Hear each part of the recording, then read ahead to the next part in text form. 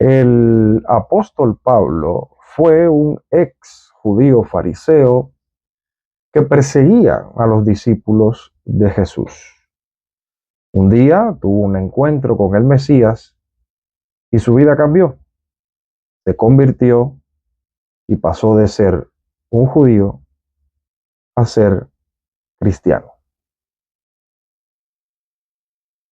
¿Realmente fue esto lo que pasó? Ahora lo vemos.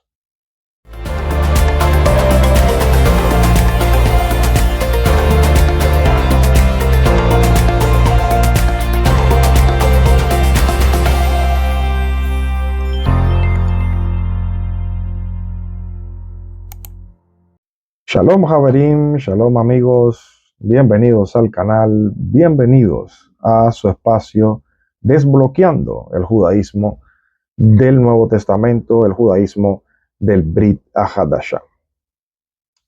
Bueno, sin duda alguna, el archiconocido como apóstol Pablo es uno de los personajes más importantes y centrales del Nuevo Testamento y figura central dentro de la teología cristiana.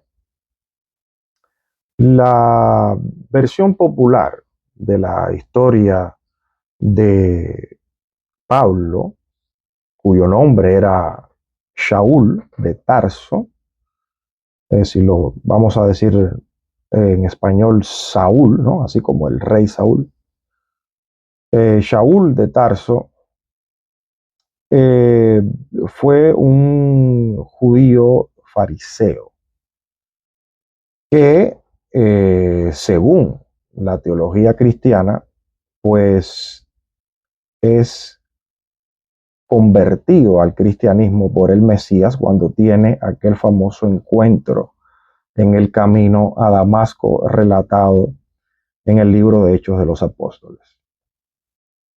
Digamos que alguien, vamos a suponer que alguien no conoce para nada el Nuevo Testamento ni a Pablo y pues quiere hacer una investigación para conocer acerca de la historia de este personaje y empieza a investigar por su cuenta, entra a internet, ¿no? Es lo que hacemos todo hoy en día. ¿Y qué es lo que se va a encontrar? Bueno, vamos a hacerlo ahora mismo bien rapidito. Por ejemplo, si entras a Wikipedia y pones apóstol Pablo, Pablo de Tarso, ¿qué es lo que te sale? Bueno, te dice que Pablo de Tarso fue conocido como San Pablo, el apóstol a los gentiles o a las naciones, y que fue fundador de comunidades cristianas en los centros urbanos más importantes del Imperio Romano. Continúas leyendo y, por ejemplo, te dice de que sus raíces judías y la gran influencia que tuvo sobre la cultura helénica y su ciudadanía romana le permitió, pues, fundar varios de los primeros centros cristianos en el Imperio Romano, etcétera, etcétera. O sea, esta es la caracterización que se hace de el personaje dentro de la teología cristiana y es lo que ha quedado hasta nuestros días en la mente popular. Ahora, si hacemos un resumen de todo esto, algo así bien resumido, podríamos decir que Pablo fue un judío fariseo que persiguió a los discípulos de Yeshua y que cuando tuvo este encuentro en el camino a Damasco con el Mesías, pues entonces se convirtió del judaísmo al cristianismo. ¿Ya? O sea, dejó de ser el judío Shaul para convertirse en el cristiano Pablo. Eso sería, digamos, un resumen, ¿no?, de lo que enseña la teología cristiana. Muchos estudiantes de la Biblia hasta hoy en día incluso dan por hecho de que el mismísimo Yeshua le cambió el nombre de Shaul a Pablo, lo cual ellos lo interpretan como una conversión, ¿no? Como si la voz que le habló en el camino a Damasco le hubiese dicho, pues tu nombre ya no será Saulo, o Shaul, sino que será Pablo, ¿no? Pero en realidad esto no ocurrió así. Y es muy común que se asuma que el cambio de nombre de Saulo, de un nombre hebreo a un nombre griego, simboliza su ruptura con el judaísmo, como si Yeshua lo hubiese bautizado Pablo cuando dejó atrás el judaísmo y su identidad judía. Esta manera de interpretación es fundamental para la teología cristiana conocida como la teología del reemplazo. Pero la realidad es que no tenemos evidencia ninguna en el texto de esto. No existió un cambio de nombre. De hecho, Yeshua lo llama precisamente por su nombre hebreo, Shaul, Shaul, ¿por qué me persigues? Eh, por ejemplo, no pasa como cuando Pedro, que sí le dice, bueno, yo te digo que también te llamas Kefas, ¿no? Pero aquí no ocurre esto con Pablo, y mucho menos un cambio, digamos, de religión o una conversión, como se ha enseñado históricamente. Porque, por ejemplo, si hubiese habido un cambio de religión, eh, nos pudiésemos preguntar por qué eh, muchos años después, vemos al final, los capítulos finales del libro de los Hechos, que Pablo dice, soy fariseo, hijo de fariseos. ¿Ya? O por ejemplo, en el capítulo 28 de Hechos, él dice literalmente, no he hecho nada en contra de nuestro pueblo, ni en contra de las costumbres de nuestros padres. O sea, esto lo está diciendo él décadas después de este encuentro al principio, ¿no? En el camino a Damasco con Yeshua. O sea, no he hecho nada en contra de las costumbres. O sea, no ha habido un cambio de religión, no ha habido una conversión. Sí es cierto que hubo un cambio en la vida de Pablo, eso sí es cierto, un cambio eh, con respecto a lo que nosotros conocemos como hacer teshuvá, ¿no? Como arrepentirse de lo que había estado haciendo hasta este momento. Sí, hubo un cambio en su vida. Él pasa de ser un perseguidor de sus propios hermanos creyentes en Yeshua a formar parte de ellos. Pero esto no implica para nada una conversión al cristianismo, ni mucho menos. No existía, es que no existía el cristianismo. Y bueno, quizás alguien pudiese decir, sí, pero eh, el cristianismo primitivo estaba dando sus primeros pasos.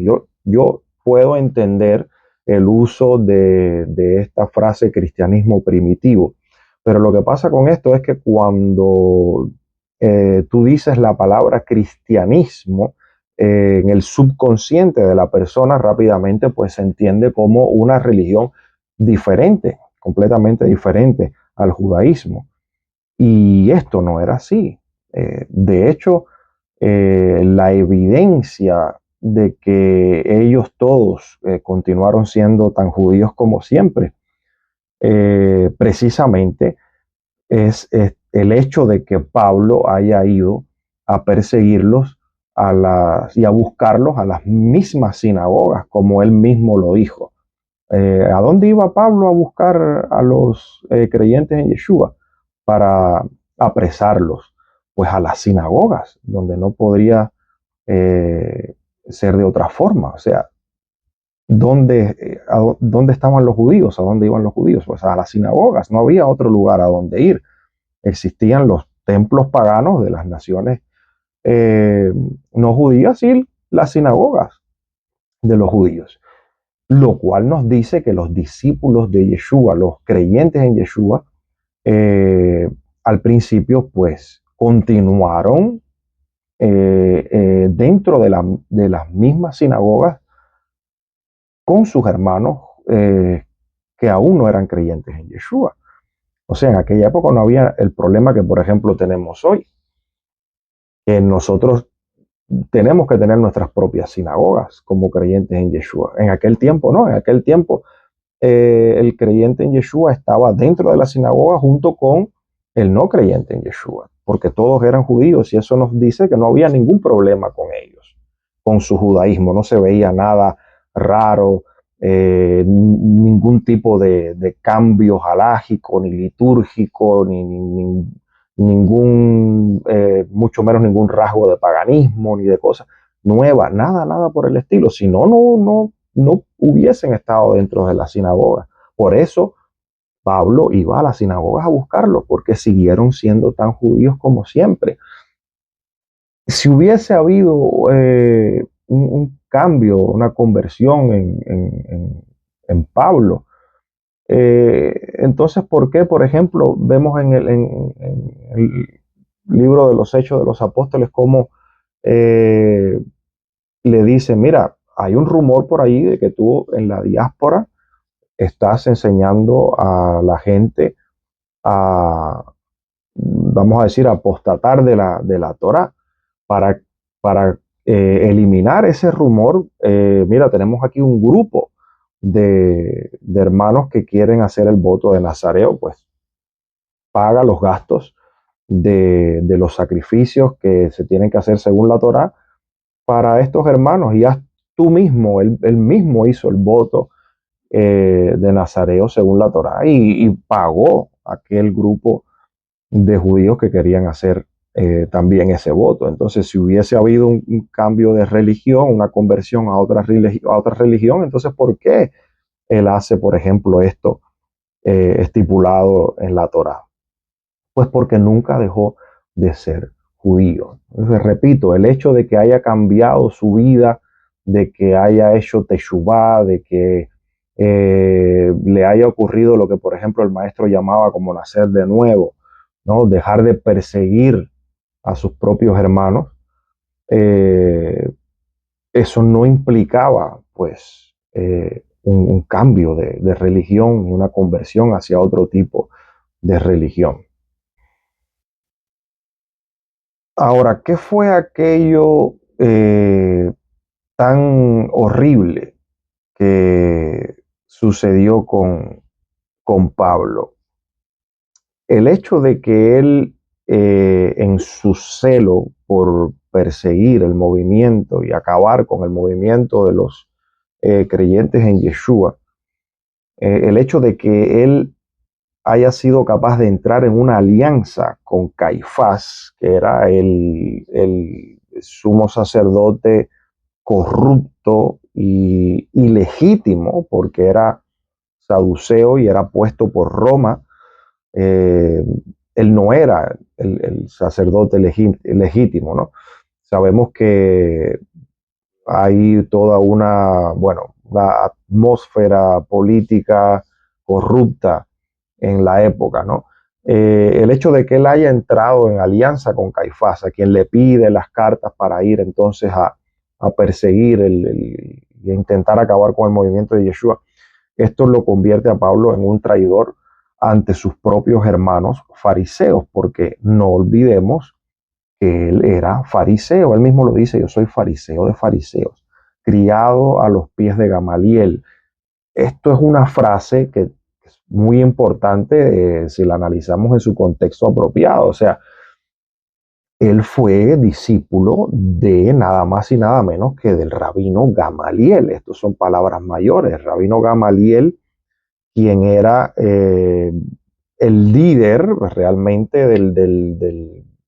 del Sanedrín, del liderazgo religioso, vamos a decir así, legítimo del pueblo en aquella época, fue su maestro, el rabino Gamaliel, quien hasta hoy en día es una de las, forma parte del amplio grupo de los grandes sabios del pueblo judío, nieto ni más ni menos que del gran rabino Gilel el anciano, el líder de una de las dos principales escuelas del judaísmo farisaico, ¿no? La escuela de Hillel, y por muchísimos años nací príncipe, ¿no? Líder principal del Sanedrín, ese fue su abuelo. Entonces, Rabino Gamaliel, que era vamos a decir, la autoridad, la máxima autoridad legítima en ese momento, fue su maestro.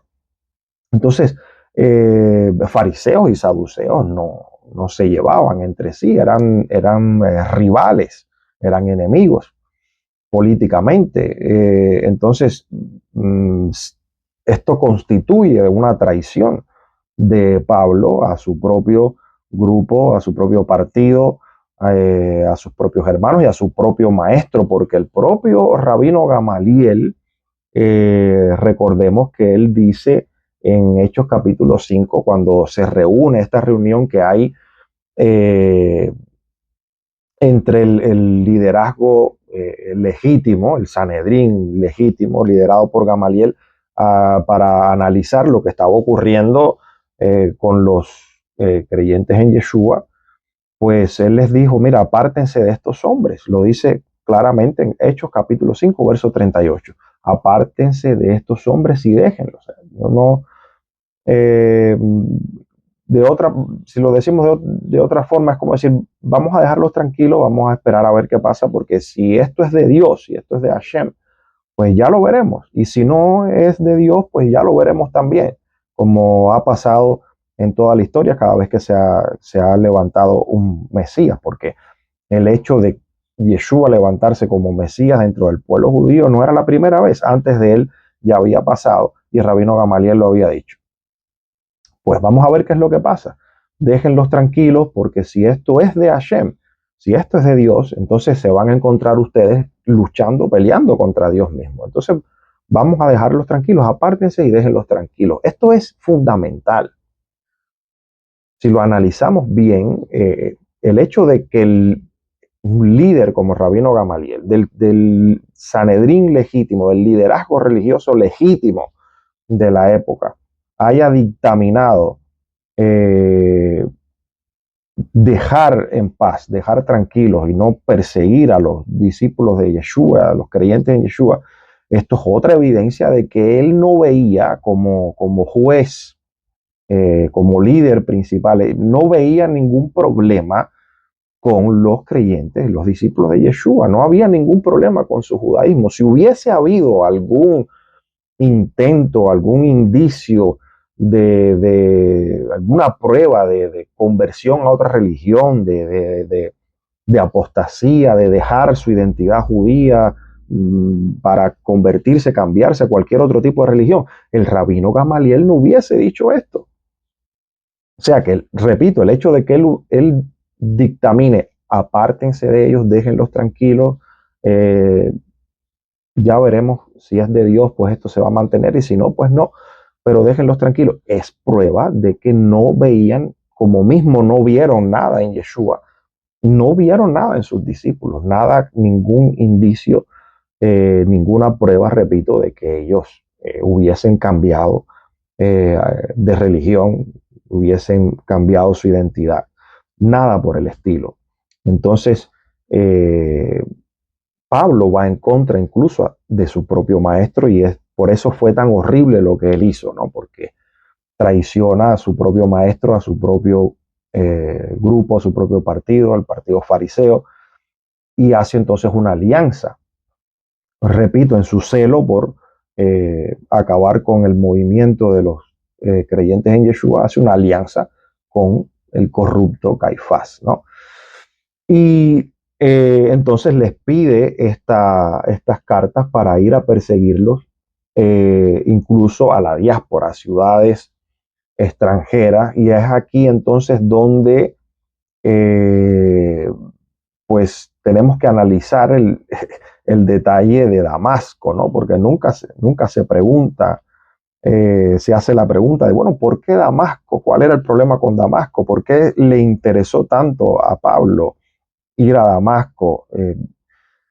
Si él se convierte, digamos, en el protagonista principal, en el líder principal de la persecución en contra de los discípulos de Yeshua, de los creyentes en Yeshua, pues seguramente podemos decir sin ningún tipo de duda de que Pablo pues entró en el foco de las oraciones de los creyentes en Yeshua, porque el mismísimo maestro se los enseñó. Por ejemplo, el capítulo 5 famoso capítulo 5 de Mateo, él dice, amen a sus enemigos y oren por quienes los persiguen, ¿no? Entonces, muy seguramente en el número uno de la lista de oración, vamos a decir así, de los discípulos y de los creyentes en Yeshua, pues estaba pues Pablo, que iba entonces de camino a Damasco con estas cartas de Caifás para perseguirlos, ¿no? Entonces, repito, ¿por qué Damasco? ¿Por qué no otra ciudad? ¿Cuál es el problema con Damasco? Nadie se pregunta. Eh, pues mira, sabemos por la historia, hay evidencia histórica de que Damasco era pues una ciudad neurálgica económicamente, donde se habían asentado muchos judíos, era una comunidad judía próspera. Entonces, si tú eres un judío que está siendo perseguido en tu propio país y tú necesitas huir de tu país por esa persecución, pues ¿a dónde vas a ir? Pues vas a ir a una ciudad, a un lugar donde exista una comunidad judía establecida, porque el judío eso es lo que hace, busca comunidades, busca establecer sinagogas, comunidades alrededor de esa sinagoga. Entonces es muy lógico de que los discípulos de Yeshua hayan dicho, bueno, pues vamos a Damasco, donde hay una comunidad muy prolífera debido a precisamente esta posición que tenía económica Damasco en cuanto al comercio y demás. Damasco es una de las ciudades más antiguas del mundo que ha estado ocupada continuamente. Entonces, en aquellos días, en los días de los apóstoles, repito, lo sabemos por la historia, de que había una grandísima población judía, aproximadamente, dicen los conocedores, que habían unos 10.000 judíos. Entonces, una población judía de ese tamaño en una ciudad en aquella época, pues muy probablemente podemos decir que había una docena de sinagogas, ¿no? Entonces, es normal de que la presencia de los creyentes en Yeshua, en Damasco, pues preocupaba a Pablo, ¿no? Porque él decía, bueno, si ellos se asientan en Damasco, que, repito, presenta que tiene una grandísima comunidad judía establecida, próspera ahí, pues entonces ellos van, pues se va a proliferar el mensaje de Yeshua como el Mesías, ¿no? Ellos van eh, pues a propagar eh, todo este movimiento, precisamente debido a la posición ventajosa que tenía Damasco. Entonces por eso fue a perseguirlos a Damasco. Y esto es otra evidencia más del judaísmo de los creyentes en Yeshua. Porque, repito, ¿a dónde van a ir si no?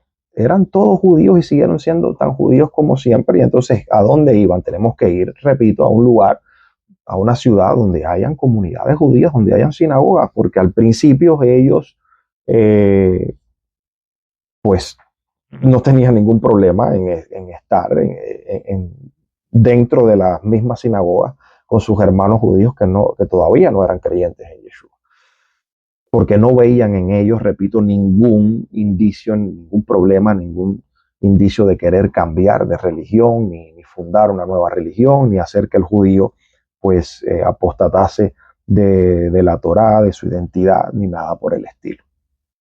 Entonces, para concluir, los cristianos suelen presentar esta historia del encuentro de Shaul, de Pablo, en el camino a Damasco, pues lo presentan como la historia de su conversión, ¿no? Entonces, este lenguaje implica que Saulo o Shaul era un judío que practicaba el judaísmo antes de su encuentro con el Mesías en Damasco, pero que después de este encuentro él pues ya no se identificaba más con el judaísmo, sino que se convirtió en un cristiano, ¿no? Como hemos visto, esto no es así, empezando porque la religión cristiana aún no existía fuera del judaísmo. Se podría decir que sí, hubo un cambio, hubo una conversión espiritual, un cambio de vida, un nacer de nuevo en Pablo. Sí, su vida nunca sería la misma después de este encuentro. Eh, de hecho, él dice, por ejemplo, Filipenses 3:8, que él consideraba como basura todos sus logros que había eh, cosechado hasta el momento, ¿no? Pero sin embargo, esto no significa ningún cambio de afiliación religiosa, simplemente fue un cambio de prioridad en su vida. Sus prioridades cambiaron ahora después de que él conoce al Mesías, pero no, repito, no significa un cambio de religión, de afiliación religiosa, una conversión a otra religión, ni mucho menos. Shaul, el hecho también de haberse encontrado con el Mesías en el camino a Damasco, es otra evidencia más de su judaísmo, porque no hace falta decir que encontrarse con el Mesías o buscar al Mesías, esperar al Mesías, es lo más judío que hay, porque es el único pueblo, fue el pueblo judío es el pueblo que introduce este concepto en el mundo de esperar la llegada del Salvador, del Mesías, ¿no? El cual esperamos hasta nuestros días todos los judíos. Si existe hoy en día en otras culturas, en otras religiones, en otras mitologías, la figura mesiánica es porque precisamente el pueblo judío la introduce en el mundo. Entonces, haberse encontrado con el Mesías para Pablo no es ni mucho menos un indicio de nueva religión y de cambio de religión, sino todo lo contrario, es otra evidencia más de su judaísmo. Él, como hemos visto, no abandonó su identidad judía, ni su lealtad a la Torá, ni la práctica, ni las tradiciones judías de su pueblo. Y tampoco Yeshua le cambió el nombre. ¿Qué pasa con el famoso nombre de Pablo? ¿No? Pues esto es algo también muy normal y muy judío, porque en realidad la mayoría de los judíos en los días de los apóstoles tenían tanto un nombre hebreo como nombre gentil. Y esto incluso hasta nuestros días ocurre donde tenemos dos nombres, sobre todo cuando vivimos en la diáspora. Tenemos nuestros nombres hebreos por los cuales se nos llama y se nos conoce en la sinagoga, pero también tenemos nuestros nombres gentiles, vamos a decir, para nuestro desarrollo en los países, en la diáspora donde habitamos. Entonces, ¿por qué Shaul prefería el nombre de Pablo cuando se encontraba entre los gentiles? Porque alguien podría decir, bueno, en sus cartas nunca se refiere a sí mismo por su nombre hebreo. Pues bien, hay una razón bastante sencilla que no es teológica para su preferencia por el nombre de Pablo, ¿no? Hoy sabemos que Shaul no se transcribió, perdón, bien al idioma griego. Según los académicos, el griego de la época de Pablo, pues usaban un verbo que sonaba muy parecido a la pronunciación griega de Saúl, ¿no? Que era Saulos. Y según los académicos, esto significaba como orgullo, orgulloso, vanidoso. Eh, Se podría referir entonces este verbo Saulos, ¿no? A una persona pues muy, muy arrogante. Y entonces los hablantes de griego eh, usaban esta palabra pues de una manera, digamos, negativa, ¿no? No les sonaba bien eh, esta palabra. Por lo tanto, es lógico, ¿no? Y muy interesante este dato que dicen ellos de que entonces el nombre se deriva a lo que hoy tenemos como Pablo, ¿no? porque le sonaba mal. Es como que hoy en día tu nombre en algún país, ¿no?, donde tú vivas, que no sea el tuyo, pues la manera de pronunciar según el idioma de ellos, pues les suene mal, les suene como una mala palabra y entonces te cambien un poco el nombre.